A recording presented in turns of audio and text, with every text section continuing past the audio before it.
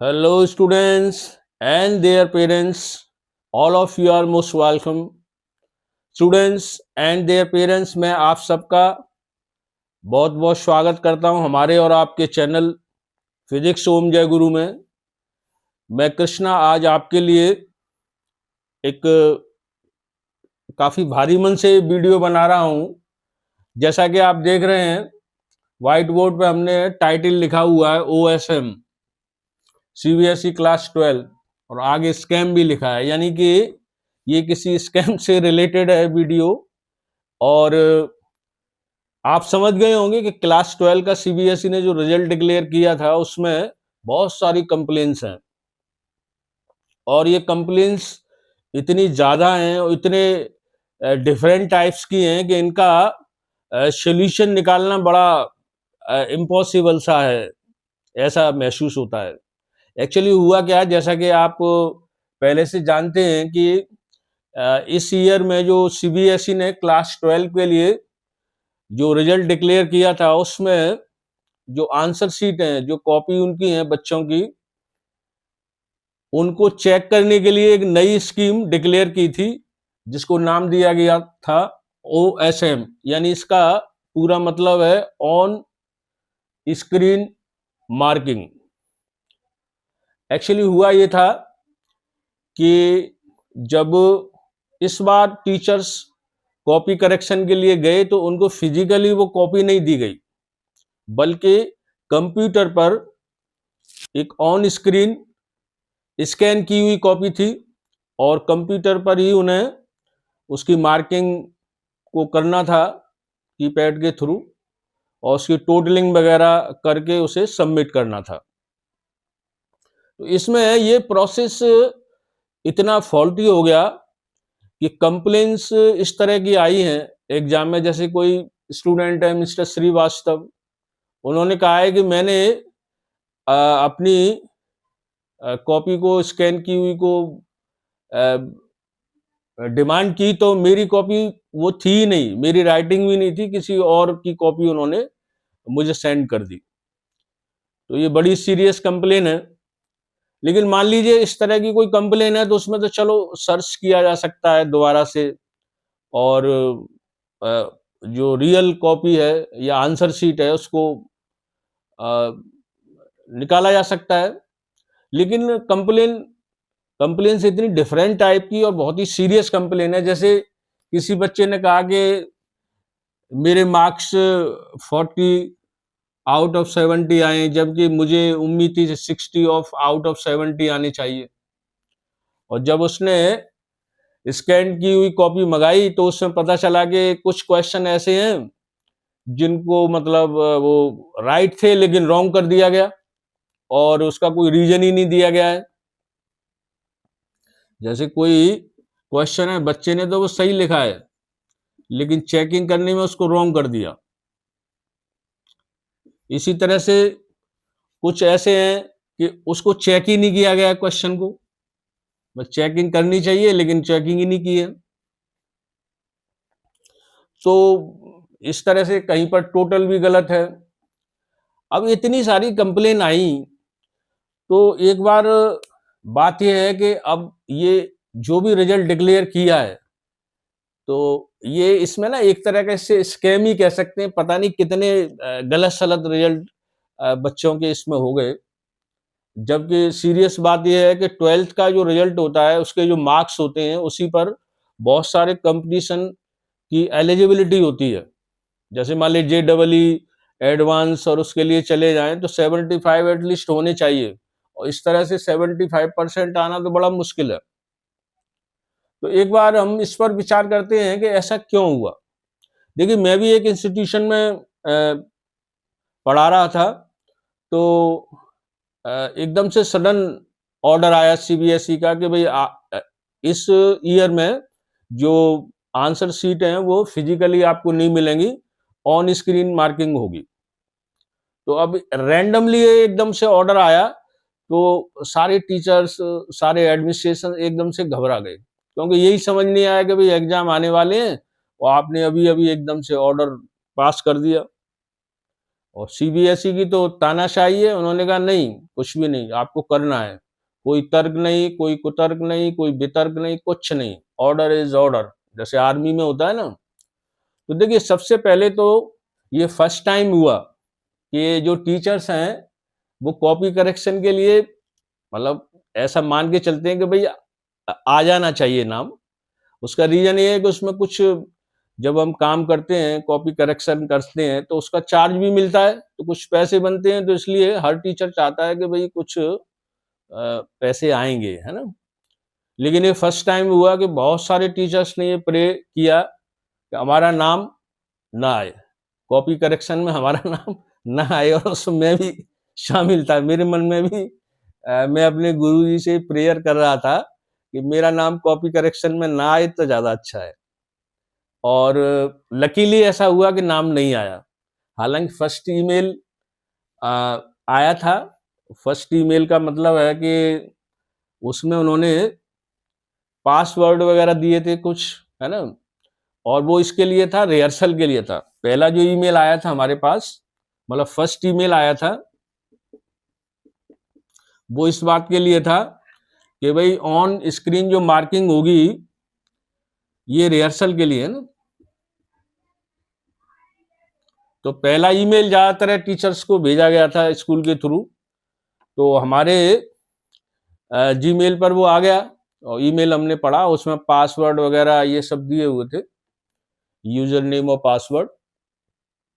और उसका मतलब ये था कि भाई जो भी टीचर्स हैं वो हम जो है रिहर्सल के लिए कुछ आंसर शीट भेज रहे हैं, उनको वो मार्क करके उन पर, मतलब मार्किंग देनी है जैसे एग्जाम में देने होता है, और उसको करके सबमिट करना है। और मेरे ख्याल से मुझे तो 5 कॉपी दी गई थी, शायद सभी को 5 आंसर शीट थी जो कि सबमिट करनी थी कंप्यूटर पर।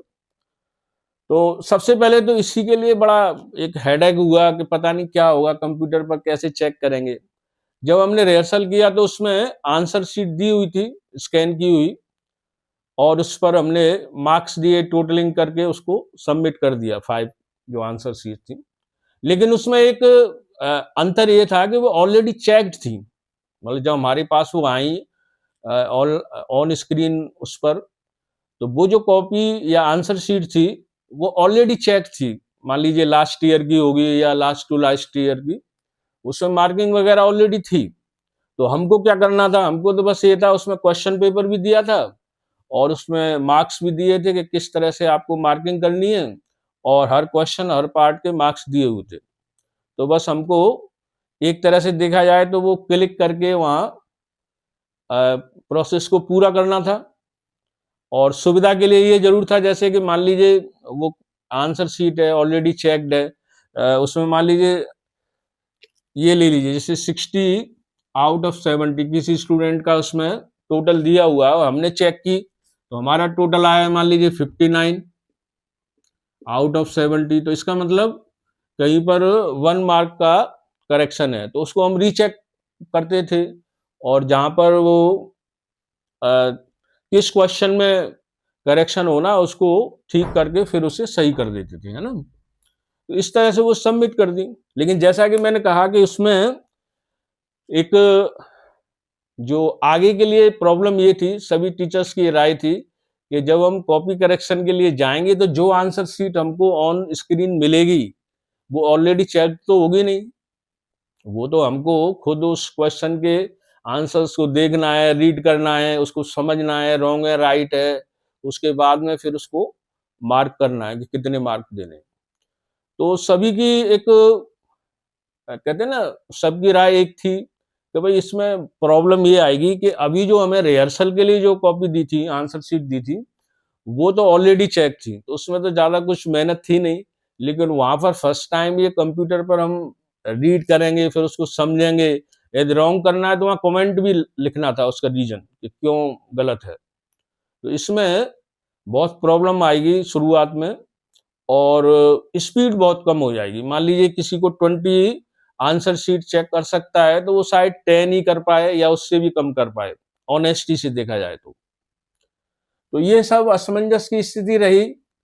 और सीबीएसई ने तो अपना स्पीड को रोका नहीं, उन्होंने तो फिर कॉल किया, जिनको करना था वो लोग वहां पर गए और उन्होंने सब चेक करके मार्किंग सब फिट करके पूरा अपना सेट करके दे दिया और रिजल्ट भी डिक्लेयर हो गया।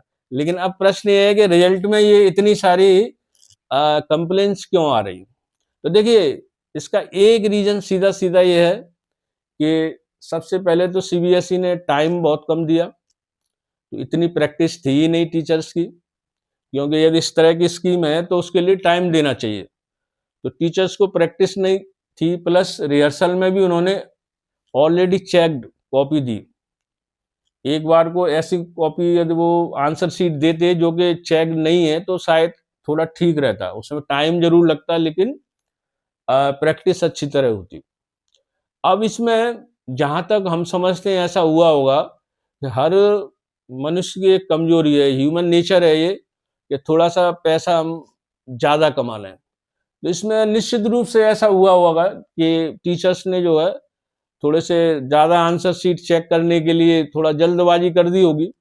और जल्दबाजी में ऐसा ही होता है कि कोई क्वेश्चन चेक करने से रह गया, या कोई राइट है उसको रॉन्ग कर दिया, या रॉन्ग को राइट कर दिया, इस तरह की प्रॉब्लम जरूर हुई होंगी। तो इसी की वजह से बच्चों ने कंप्लेन की है।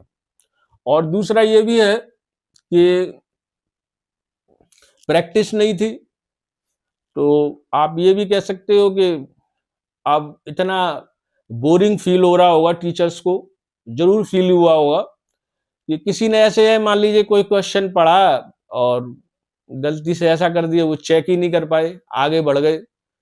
और अब इतनी दूर की कौन सोचता है कि बाद में इस तरह की कंप्लेन आएंगी तो हो सकता है हमें भी कॉल किया जाए, इस तरह की प्रॉब्लम्स के बारे में विचार भी नहीं किया होगा। और लोगों ने क्या है कि जल्दबाजी में फॉर्मेलिटी करके वो सब पूरा सिस्टम दे दिया। तो देखिए, अब ये है कि इतनी सारी कंप्लेंट्स हैं, मैं ये कह सकता हूं कि ये बहुत बड़ा स्कैम भी कह सकते हो, क्योंकि हम न जाने कितने थाउजेंड ऑफ स्टूडेंट्स के साथ ऐसा गड़बड़ हुआ होगा। तो अब इसके लिए क्या किया जाए? तो भाई सॉल्यूशन के तौर पे हम यही कह सकते हैं कि ऐसा नहीं सोचना चाहिए कि भाई टाइम वेस्ट होगा, क्योंकि स्टूडेंट्स के फ्यूचर का प्रश्न है और फ्यूचर उनका क्लास 12 पर जो मार्क्स होते हैं उसी पर डिपेंड होता है ज़्यादातर। इसलिए जिन बच्चों की कंप्लेंट्स आई हैं, उनको जो है, जो भी शिकायतें आई हैं, उसके लिए सीरियसली रीचेक करना चाहिए। मतलब इस सिस्टम में जितने भी आंसर शीट हैं उनको रीचेक करना चाहिए। उसको ऐसे नहीं छोड़ना चाहिए कि भाई रिजल्ट डिले हो जाएगा या फिर और परेशानी होगी या टाइम लगेगा। इसके लिए हमें दोबारा से उन आंसर शीट को चेक कराना चाहिए किसी और टीचर्स के थ्रू। भले ही इस प्रोसेस में टाइम लग जाए, 1 मंथ 2 मंथ, और इस दौरान ये छूट होनी चाहिए उन स्टूडेंट्स को, जैसे कि मान लीजिए कोई बच्चा उसमें फेल है तो उसको किसी कंपटीशन के लिए एपियरिंग माना जाना चाहिए, है ना, वो बैठा हुआ है तो वो उसमें उस कंपटीशन के लिए फॉर्म को भर सके, उसको फेल नहीं मानना चाहिए। फाइनली जब जैसे रीचेकिंग हो जाए, सारी कंप्लेंट्स का उसमें समाधान निकल आए, सोल्यूशन निकल आए, तब रिजल्ट उन बच्चों का एक बार फिर डिक्लेयर करना चाहिए, रीडिक्लेरेशन होना चाहिए। हालांकि ये बहुत ही लेंथी प्रोसेस होगा और बोरिंग प्रोसेस होगा, हार्ड वर्किंग प्रोसेस होगा, लेकिन ये जरूरी है। और यदि ऐसा नहीं किया ना तो ये बहुत ही मतलब ये जस्टिस वाली बात नहीं होगी, ये बच्चों के साथ जो है अन्याय माना जाएगा। क्योंकि ऐसा है ना कि आजकल बहुत सारे स्कैम होते हैं और कई स्कैम ये है जिनको हम एक मंजिल तक नहीं पहुंचाते हैं, शोर मचा करके चुप हो जाते हैं। तो ये स्टूडेंट्स के साथ बहुत ही इनजस्टिस है ना, अन्याय होगा। इसलिए एक बार फिर हम ये सीबीएसई से अपील करेंगे कि इसको ना रीचेक कराया जाना चाहिए। जितने भी बच्चे हैं उनकी कंप्लेंट्स हैं तो उसका सोल्यूशन जरूर देना चाहिए। दोबारा से कुछ टीचर्स को लगाना चाहिए, वो रीचेक करें, जहाँ जहाँ फॉल्ट है उनको सही करें और सही रिजल्ट उसके बाद डिक्लेयर हो। और आगे से सीबीएसई को ये ध्यान रखना चाहिए कि भाई कोई भी प्रोसेस है, आप उस प्रोसेस के लिए 6 मंथ्स, कम से कम एटलीस्ट 6 मंथ्स दीजिए, और उसकी प्रैक्टिस सेशन भी होने चाहिए। बहुत सारे प्रैक्टिस सेशन होने चाहिए जिससे प्रैक्टिस हो सके और टीचर्स उसको सही तरह फॉलो कर सकें। इसी के साथ हम ऐसी उम्मीद करते हैं कि ये सब ठीक ही होगा और आगे से इसका ध्यान रखा जाएगा। बाकी तो सिस्टम है, सिस्टम कैसे करेगा, क्या करेगा, ये लोग जाने। आपने इस पर चर्चा में भाग लिया और इन बातों को ध्यान से सुना, इसके लिए बहुत बहुत धन्यवाद। ओम जय गुरु।